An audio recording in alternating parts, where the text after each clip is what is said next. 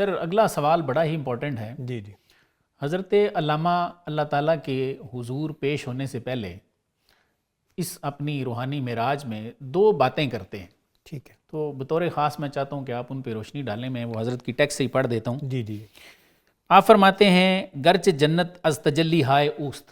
اگرچہ جنت جو ہے یہ بھی اللہ تعالیٰ کی تجلیات میں سے ایک تجلی ہے. صحیح. جان آسائد بجز دیدار دوست. لیکن جو عاشقوں کی جان ہے وہ اللہ کے دیدار کے بغیر کہیں پہ آرام نہیں پاتی. صحیح. ایک یہ بات. دوسرا فرماتے ہیں ما از اصل خیشتن در پردائم. ہم اپنی اصل سے کٹ کے پردے میں آ گئے ہیں. طائریں و آشیاں گم کردائیں. ہم وہ پرندے ہیں جو اپنا آشیاں گم کر چکے ہیں. تو سر ایک تو یہ بتائیں کہ فرماتے ہیں کہ جی اللہ کے دیدار کے بغیر مومن کو چین ہی نہیں آتا. اس کی کیا وجہ ہے؟ ٹھیک ہے. تو یہ تو سمجھ آ رہی ہے. حضرت اپنا فرما رہے ہیں کہ میں وہاں پہنچنے والا ہوں. اگلے پروگرام میں ہم انشاءاللہ یہ بتائیں گے کہ کیا باتیں ہوئی ہیں, کیسے پہنچے ہیں. اور دوسرا بتائیں کہ وہ فرماتے ہیں کہ جی ہم اپنی اصل سے دور ہو چکے ہیں اور پردے میں ہیں, اور ہم وہ پرندے ہیں جو اپنا آشیاں گم کر چکے ہیں. Sir please.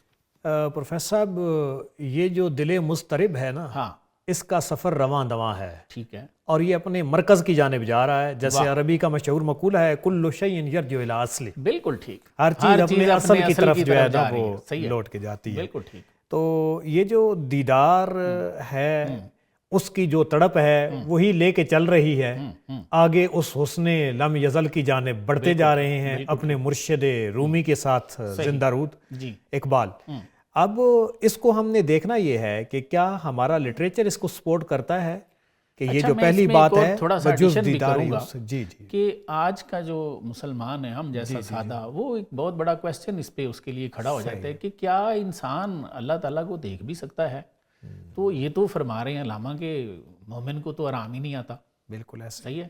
اس پہ کچھ روشنی ڈالیں تاکہ لوگوں کی تھوڑی رہنمائی بھی ہو جائے. پروفیسر صاحب بات یہ ہے کہ جو ایکچولی کہنے والے ہیں نا کہ یہ نہیں دیکھ سکتا, میرے خیال میں ان کے پاس تاب نظارہ نہیں ہے. صحیح ہے. جو اس راہ پہ چل کے اپنے آپ کو ڈیولپ کر لے اور اس پورے سفر میں کہہ رہا ہے کہ ادھر مجھے لے کے کون جا رہا ہے, گفت رومی خیز. واہ. کہ میرے مرشد رومی نے کہا کہ اٹھ اقبال اب آگے چلتے ہیں.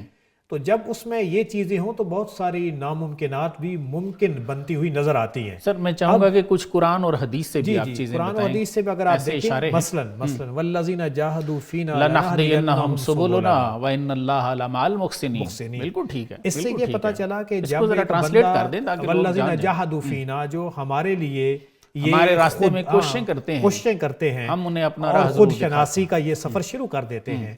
ہم ان کے لیے اپنے راستے کھول دیتے ہیں. اور آخری آیت کا حصہ ہے وَإِنَّ اللَّهَ لَمَعَ الْمُحْسِنِينَ, اور بے شک اللہ محسنین کو اپنی معیت سے نوازتے ہیں. بالکل ٹھیک. اب اس پہ دوسری آیت کریمہ آپ لے لیں, یا ایتھا النفس المطمئنہ ارجعی الی ربک راضیہ. اب یہ نفس کے مختلف مدارج قرآن نے بیان کی. نفس امارہ ہے, نفس لوامہ ہے.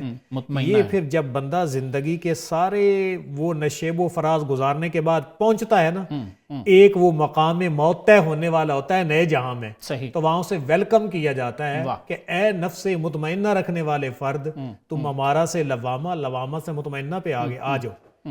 آگے پھر کہا ارجعی الی ربک, میرے بندوں میں آ جاؤ. سر اس میں نا اب یہاں پہ 2 اور مدارج ہے, راضیۃ مردیہ. یہ بڑے امپورٹنٹ. ٹھیک ہو گیا.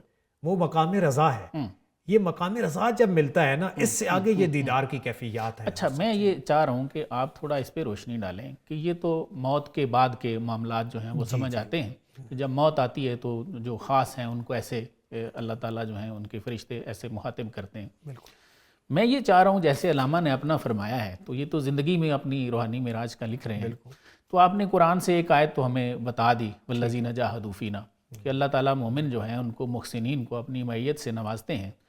کیا کوئی اور حدیث شریف میں ایسے اشارے ملتے ہیں کہ اللہ انسان کے اتنا قریب آ جاتا ہے اور انسان اس کو دیکھ بھی لیتا ہے, اور کوئی بات آپ دور نہ جائیں. یہی حضرت اقبال نے جس اپروچ کے ساتھ یہ جاوید نامہ بیان کیا ہے, اسی کے بارے حدیث پاک ہے اتقوا فراست المؤمن ہاں، فإنه ینظر ينظر بنور بنور اللہ، اللہ، بالکل صحیح ہے، کہ بالکل جب صحیح اس راہ کا مسافر والذین جاہدون والا مجاہدہ کرتا ہے نا، واہ، تو ہم کیا کرتے ہیں، اس کی نظروں کے سامنے سے وہ بھی پردے اٹھا دیتے ہیں کہ جو عام لوگ تم نہیں دیکھ سکتے، وہ فإنه ينظر بنور اللہ، واہ، اور یہ اس کی اپنی پرسنل کیپیسٹی نہیں، اللہ کی عطا سے اللہ کے نور سے دیکھنا شروع ہو جاتا ہے۔ اور اسی طرح پھر اس بندے کا مقام کیا ہوتا ہے، وہ قرب خداوندی میں اس جگہ پہ ہوتا ہے کہ جو انکار ان کی کرامات، ان کے ان کشف اور چیزوں کا کرتے ہیں۔ اللہ نے فرمایا حدیث قدسی ہے، من عاد علی ولیًا فقد آذنت له بالحرب، بالکل ایسے، کہ وہ جو میرے ولی سے دشمنی کرتا ہے، اللہ اس کے خلاف اعلان جنگ کرتا ہے۔ اور اسی کا اگلا حصہ جو ہے اسی کا اگلا حصہ کہ جب بندہ وہ ریاضت اور عبادت اور اس مجاہدے کے ذریعے میرا قرب حاصل کرتا ہے،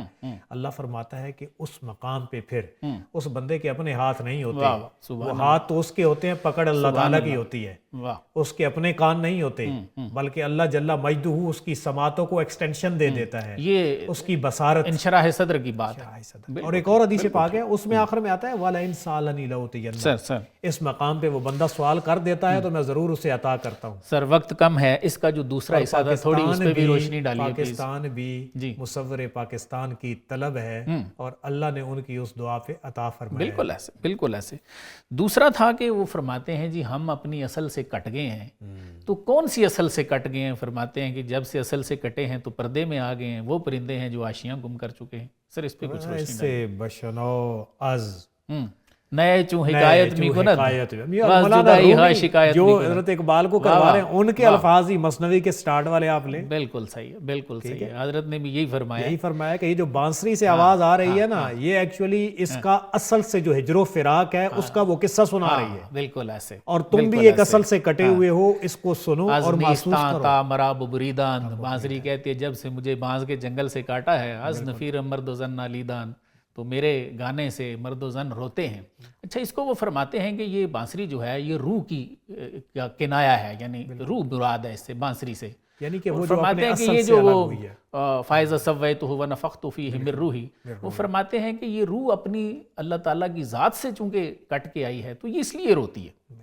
تو علامہ صاحب بھی یہی فرمانا چاہ رہے ہیں۔ وہ آئی بھی اللہ کے حکم سے ہے نا جی، وہ جب روح کے بارے سوال کیا تھا سورہ اعراف کی آیت کریمہ کے اندر، یہ کہ یہ یسألونک عن الروح، کل روح من امر ربی، یہ اس کے امر سے ہی تو آئی ہے، اور اللہ نے وعدہ بھی کیا ہے کہ اس تمہیں ظلمت خانے سے نکالوں گا۔ تو سر علامہ بھی یہی فرمانا چاہ رہے ہیں کہ ہم اپنی اس اصل سے کٹ گئے ہیں۔ یہ دیکھیں ما ز اصل خیشتن در پردائم، واہ واہ، کہ ہم اس اصل سے کٹ گئے ہیں لیکن ہم پردوں میں چلے گئے، پھر اسی دنیا سے دل لگا لیا۔ طائریم و آشیاں و آشیاں گم کر دائیں، ہم وہ پرندے ہیں جنہوں نے اپنا آشیاں گم کر دیا۔ دری عالم پیری راہ یسرب گرفتم، واہ واہ، نواخاں از سرور عاشقانہ، سبحان اللہ، کیوں آمرغے کے در صحرا سر شام، واہ، کو شاید پر بفکر عاشیانہ۔ سبحان اللہ، تو یہ وہ ارمغان حجاز کی ان رباعیات میں سے ہے جو علامہ نے حضور کے درد کے اندر وہ چیزیں لکھی تھیں کہ اس بڑھاپے کی عمر میں نے کیا کیا ہے، راہ یسرب کو پکڑ لیا ہے اور عاشقانہ یہ نغمے گا رہا ہوں۔ تو یہ تعجب نہیں ہے، کیا تم پرندوں کو نہیں دیکھتے کہ شام کو اپنے پر سمیٹ کے اپنے گھونسلے کی جانب، کیوں عام مرغے کے در صحرا سر شام، صحیح ہے، کو شاید پر بفکر عاشیانہ۔ بالکل ایسے ہی، یہ وہی بس حضور کی محبت بھی اللہ ہی کی محبت ہے جو انشراح صدر عوام کی ہوتی ہے۔ اللہ فرما رہے ہیں قرآن میں جس کو ہدایت دینا چاہتے ہیں اس کی شرح صدر فرماتے ہیں، تو سرکار کا بھی اعلان فرمایا، علام نشرح اللہ کا صدر، تو سرکار کی محبت بھی اللہ تعالیٰ ہی کی محبت ہے، اور ادھر کھنچنا بھی ایسے ہی ہے جیسے آپ ذات خدا یہ جاوید نامہ کا جو سفر معراج ہے تو یہ بھی تو اسی کا پرتاؤ ہے جو ملا ہے۔ بالکل۔